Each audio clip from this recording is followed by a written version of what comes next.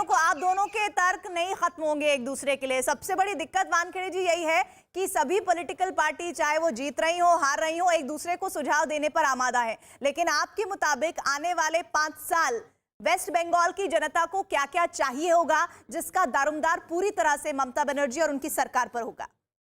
देखिए, एक बात तो आपको माननी होगी, विपक्ष चुनाव के दौरान जो भी आरोप प्रत्यारोप होते होंगे, लेकिन यदि असम में बीजेपी रिपीट होती है, लेफ्ट यदि केरल में रिपीट होती है, तो ये उनके अच्छे कामों का नतीजा है। उन्होंने कुछ अच्छे काम किए होंगे जो रिपीट हुई है। यदि दीदी आज इतने बड़े झंझावत के सामने यदि टिक के आ गई है, इतनी बड़ी सुनामी बीबी के सामने थी दीदी के सामने, उसके बीच में से बहुत सक्सेसफुल निकल ली है, तो कम से कम आप इतना तो मानना पड़ेगा कि उन्होंने कुछ जन कल्याणकारी योजनाएं की होगी जो लोगों को पसंद आई होगी।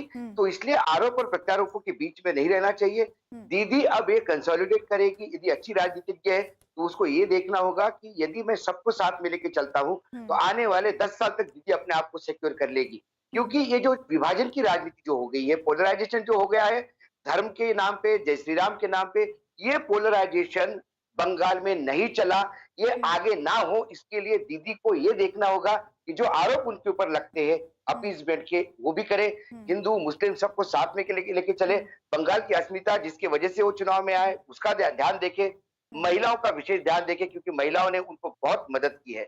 ये तमाम चीजें उनको देखनी होगी, लेकिन उनकी लड़ाई केंद्र के साथ बरकरार रहेगी। जिस हिसाब से हमारे यहाँ फेडरल सिस्टम है और जीएसटी के बाद केंद्र सरकार पे सारे राज्य सरकार आश्रित हो गए हैं।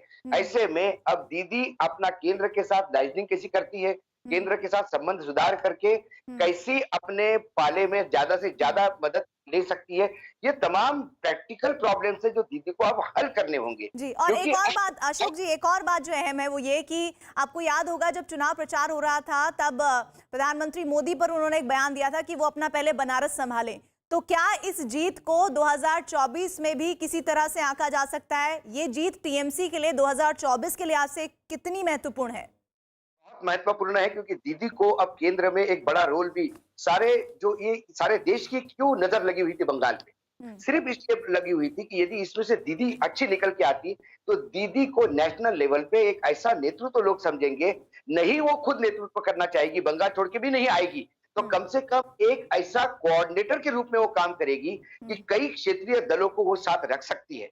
भारतीय जनता पार्टी को भले ही लगे कि कांग्रेस समाप्त करने के बाद विरोध खत्म हो जाएगा, लेकिन सारे क्षेत्रीय दल यदि इकट्ठा हो गए और क्षेत्रीय दल की जो बंगाल की अस्मिता की बात यदि सारे राज्यों में आ गई तो जो 300 पार का जो आंकड़ा जो बार बार 300 400 की बात जो बीजेपी करती है लोकसभा में, वो बहुत प्रॉब्लम हो जाएगा क्योंकि जहां जहां बीजेपी सत्ता में है वहां वहां फिर इनकम्बेंसी भी उनको देखने को मिली। मध्य प्रदेश हो गया, छत्तीसगढ़ हो गया, राजस्थान हो गया, गुजरात हो गया, गुजरात में 99 पे आ गई थी, यूपी बिहार में जो चुनाव हुए वो बीजेपी को जो चाहिए था वो नहीं मिला, बहुत मार्जिनल इस पे सत्ता में है वो।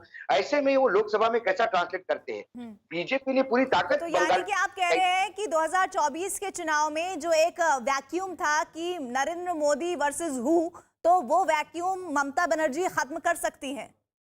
ममता बनर्जी स्वयं नहीं आए लेकिन एक कोऑर्डिनेटर के रूप में ममता बनर्जी अपना एक ऐसा योगदान दे सकती है कि एक साझा विपक्ष का बहुत बड़ी दीवार सामने खड़ी कर सकती है, इसमें कोई दो मत नहीं। गोपाल जी,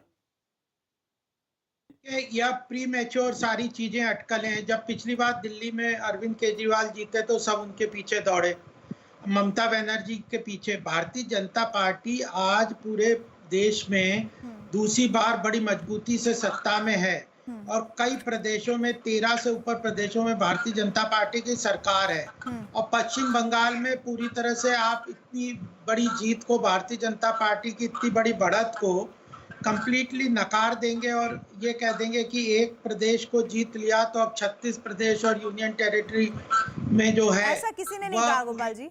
सुपर्णो, एक छोटा सा कमेंट आपका भी 30 सेकंड का, मुझे ब्रेक लेना है। देखिए, मैं ये कहना चाहता हूँ 2024 में लोग ये पूछेंगे मोदी जी और क्यों। चलिए ठीक है, एक ब्रेक मैं ले रही हूँ, जल्द लौटती हूँ और इस मेगा कवरेज पर जो रुझान नतीजों में तब्दील होते हैं उस एक एक सीट का विश्लेषण भी हम करेंगे। बने रहिए हमारे साथ।